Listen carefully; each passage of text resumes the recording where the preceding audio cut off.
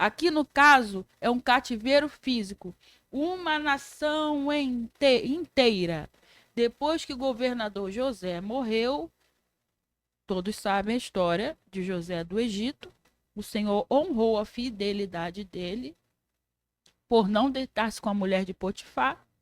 E Faraó o colocou como governador do Egito. Após ele decifrar sonhos de fartura e de escassez dentro do Egito, e sabemos que Faraó chamou com que a família dele, os irmãos, o pai, Jacó, todos para morar no Egito, dando a terra de Gozem a eles. E o povo de Israel, né, no caso de Jacó, que teve o nome mudado para Israel, habitou ali numa cidade do Egito e começou a crescer, crescer. Só que o faraó do tempo de José, que se fez governador, morreu. E o faraó que assumiu no lugar dele não tratou o povo com toda essa consideração da época de José. E o povo de Israel começou a se multiplicar muito. E eles foram escravizados.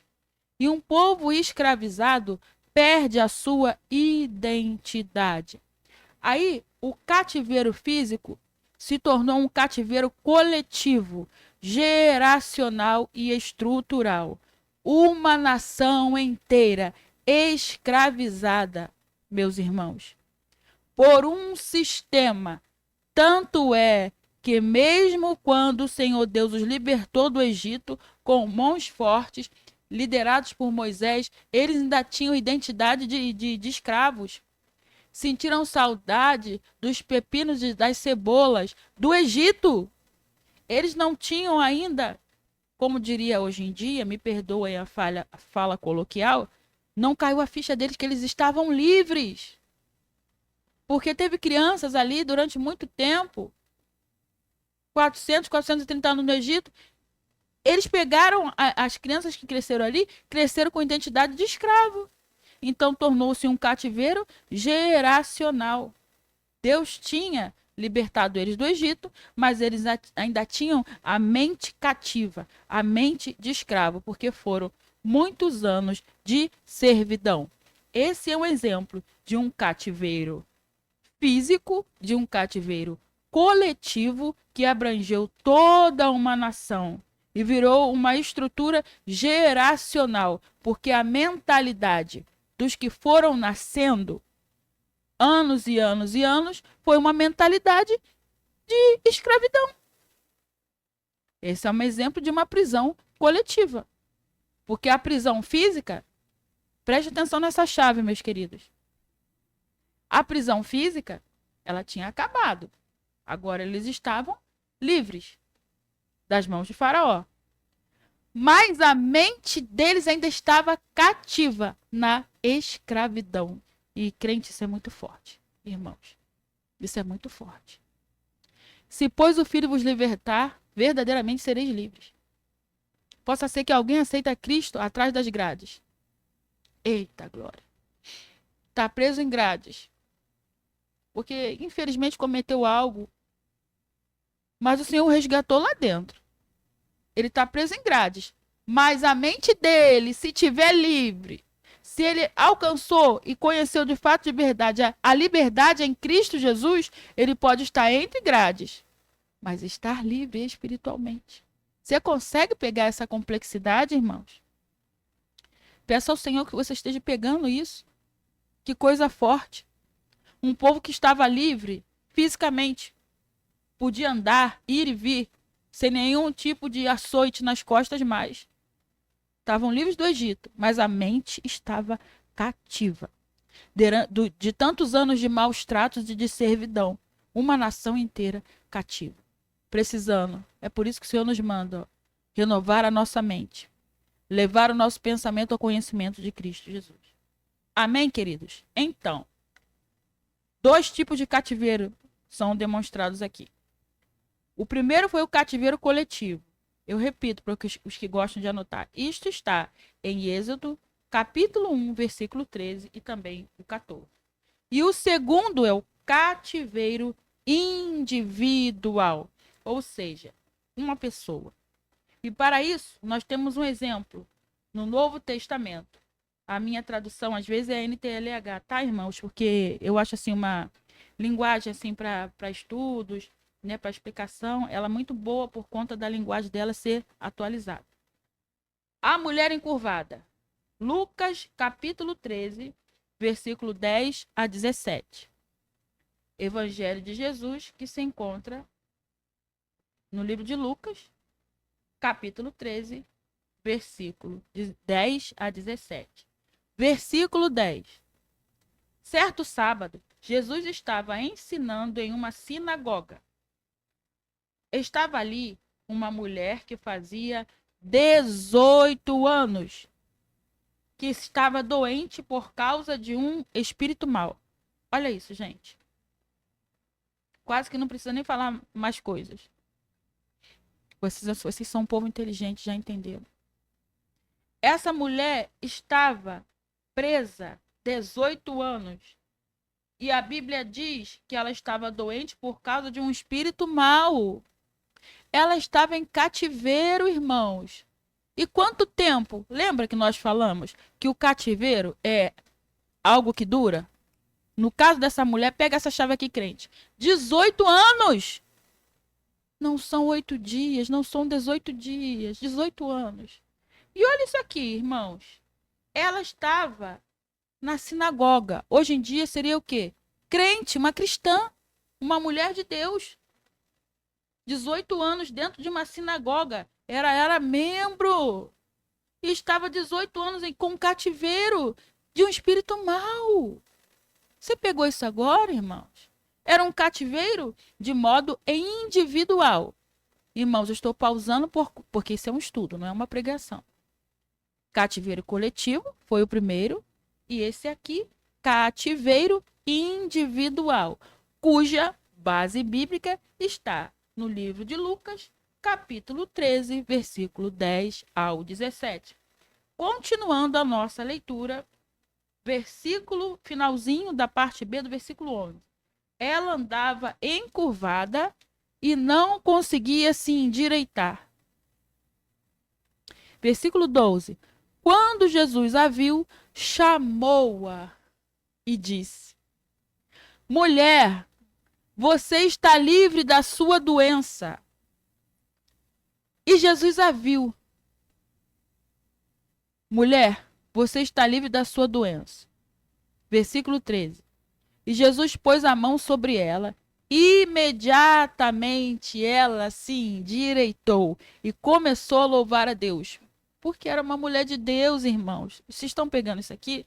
Ela só estava sobre a influência de um cativeiro, que era um espírito mau. Para quem não crê, isso é Bíblia. É Bíblia Sagrada, não é nenhum outro tipo de livro. É Bíblia, a Bíblia tem resposta. Por isso que ela tem que ser meditada. Porque todas as dúvidas que nós temos estão na palavra de Deus. O Senhor, se você pedir, Ele nos dá sabedoria para que nós possamos meditá-la e interpretar tudo isso pelo Espírito Santo. Ele que revela o que está escondido atrás das letras. Então, esse é o exemplo de cativeiro individual.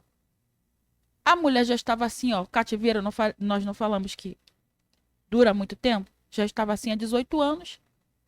E era um espírito maligno que estava aprisionando uma mulher da sinagoga durante 18 anos. E assim, hoje em dia, muitos irmãos e irmãs, assim como eu já estive um dia, presos em um cativeiro espiritual dentro das igrejas, no caso ali no tempo de Jesus da sinagoga, há anos arrastando aquilo, aprendendo, isso aí é assim mesmo. Aí tem gente que fala até que é falta de fé da pessoa.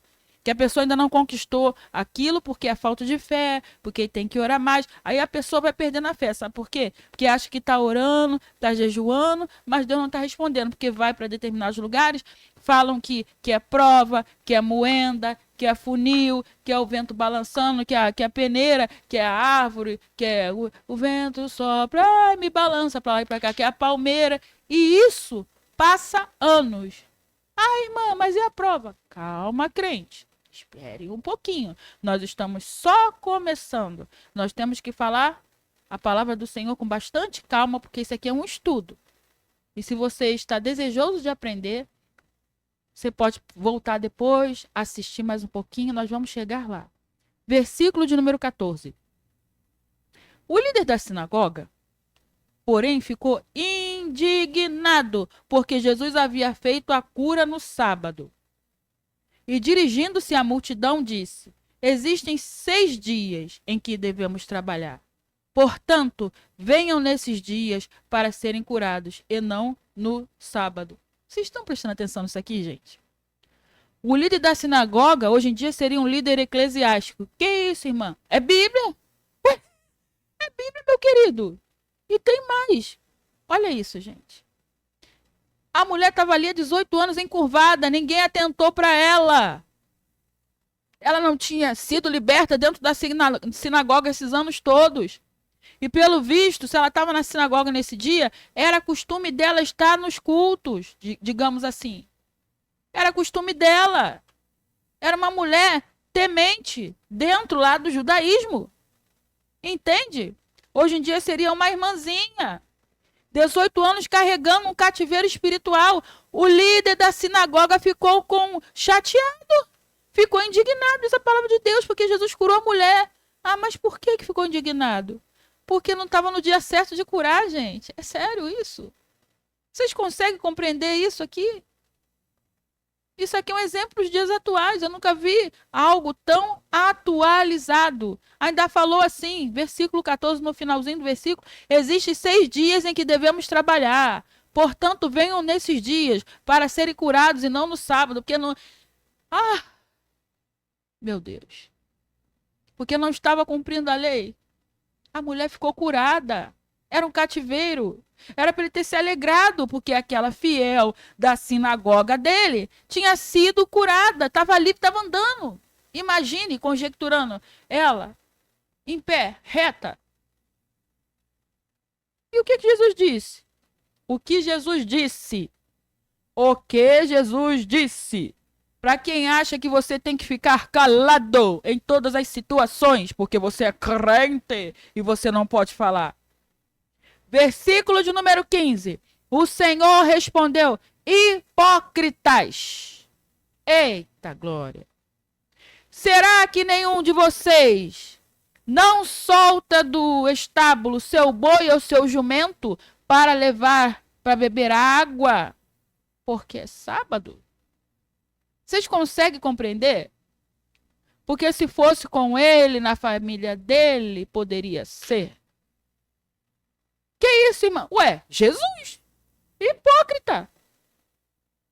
Aquele que diz que faz, mas não faz. Aquele que diz que é, mas não é. Aquele que aparenta ser, mas não é. Não é aquilo que aparenta ser. Não vive aquilo que prega. Porque eu vou falar um negócio com você. Se você pregar aquilo que você não vive, você será cobrado. Porque para chegar aqui e apresentar esse conteúdo, eu tive que ser espremida, jejuada. Tive que estar na presença, buscando óleo, largando odre. Porque se você vai falar sobre um cativeiro espiritual, você tem que ser livre. Glória a Deus. Você tem que estar livre. Livre para ajudar alguém a ser livre. Curada para curar. Liberta para libertar. E em nome de Jesus Cristo, eu profetizo. Não fico olhando a maneira de falar não, tá, gente? Isso é tão pequeno. Eu e a pessoa. Não parar com essas formalidades, religiosidades. Se você é religioso, meu irmão, me perdoa, mas você não vai viver o melhor de Deus. Eu já fui assim também. Para com isso hoje, sai de dentro da caixinha. Vamos somar forças em prol do reino de Deus. Vivemos perdidos em vãs terminologias, coisas que não têm importância nenhuma. Uns comem carne, outros comem legumes, mas que façam tudo para a glória do Senhor. Isso causa separatismo, é por isso que muita gente não se converte mais. Porque no passado não era assim. Jesus chamou de hipócrita com a mulher de 18 anos lá. E só porque não era o dia certo de curar, de libertar, ficou indignado com o Senhor Jesus Cristo. Olha um contraponto aqui. O Senhor sabia que era sábado. Mas o mais importante do que o sábado era a restauração daquela mulher. Mas o mais importante do que o jeito de falar é a libertação das pessoas. É que o evangelho seja pregado em tempo e fora de tempo. Na autoridade que há no nome do nosso Senhor e Salvador Jesus Cristo. Versículo de número 16. Então, por que é que essa mulher, filha de Abraão, e que Satanás prendeu durante 18 anos, olha Jesus falando, não deveria ser solta desta prisão no sábado? Vocês estão entendendo que Jesus, o homem judeu, estava falando que ele libertou no sábado. E era lei até hoje de guardar o sábado. Mas mais importante do que o sábado é o Senhor do sábado, que é o nosso Senhor e Salvador Jesus Cristo. A ele toda a honra, toda a glória e todo o louvor. Entende, crente? É sobre isso. É isso. Em nome de Jesus Cristo. Não se perca em vãs filosofias, em doutrinas de homens, em coisas que não vão acrescentar e fazer nada, em terminologias, em mania de falar. Ah, porque chama Deus de você. Ah, porque tem que ser vosso. Ah, porque não sei. Ah, gente, para com isso. Para. Já tá chato já. Parou. Jesus está voltando. E se você está aí ouvindo, eu sei que isso não é para todos. Mas se o Senhor me mandar falar, eu falo. Porque eu sei de onde eu saí. Eu sei para onde vou. E hoje em dia eu sei quem eu sou na presença dele. Em nome de Jesus Cristo. Tudo no nome dele, para ele e por ele. E ele aqui, ele foi ousado.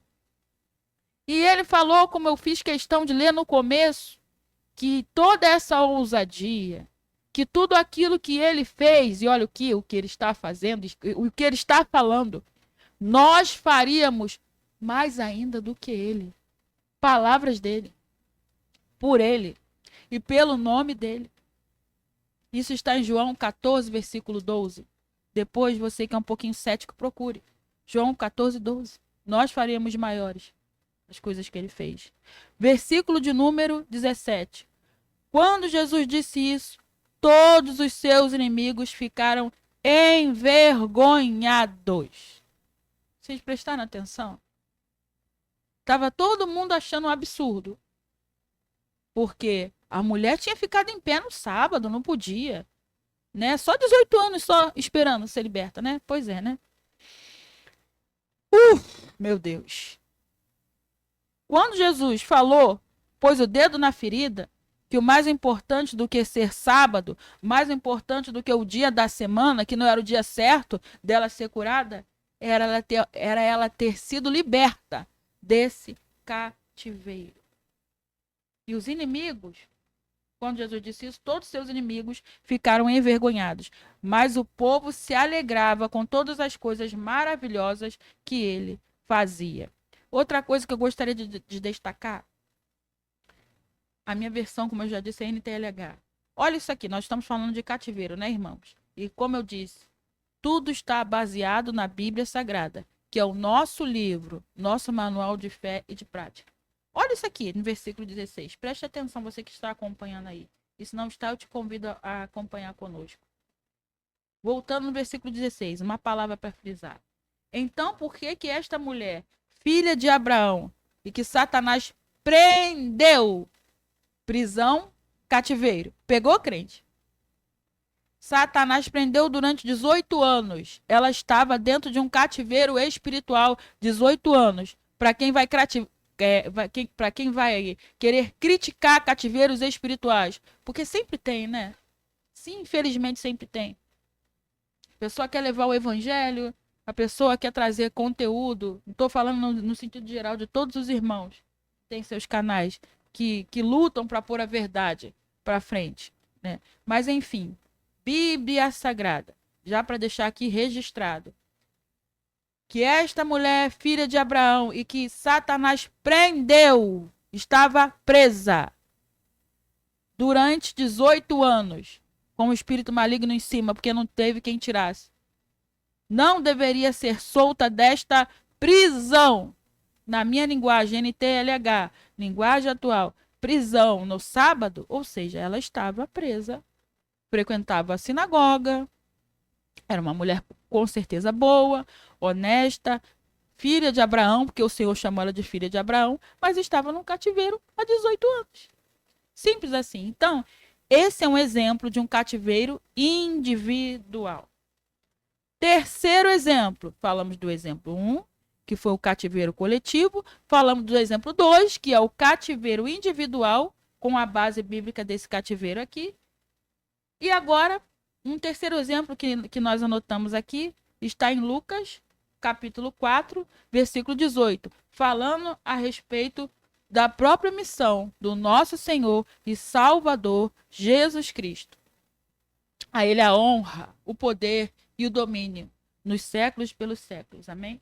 Isso está em Lucas, capítulo 4, versículo 18. Lucas 4, 18, que diz assim, só o comecinho. A missão de Jesus. Só o começo. O Espírito do Senhor está sobre mim. Coisa linda. Enviou-me a proclamar libertação. A quem? Aos cativos. Então, essa missão base de Jesus, que também tem Isaías 61, e aqui é repetido em Lucas 4, versículo 18. A missão base de Cristo e que é a nossa missão, porque ele nos mandou ir por todo o mundo, é: o Espírito do Senhor está sobre mim, enviou-me a proclamar libertação. A quem? Aos cativos, aos que estão presos. Amém, irmãos? Então, Jesus veio para libertar quem está preso espiritualmente, não só fisicamente. Como nós demos o primeiro exemplo daquele cativeiro coletivo, falando acerca dos filhos de Israel que foram escravizados tantos anos e que ainda tinham a mentalidade de escravos. Estavam livres fisicamente, mas espiritualmente a mentalidade deles ainda estava cativa. Agora, irmãos, um confronto para todos nós. O que a igreja deve fazer? Mateus 10, versículo 8. Curai os enfermos. Ai, meu Deus. Glória a Deus.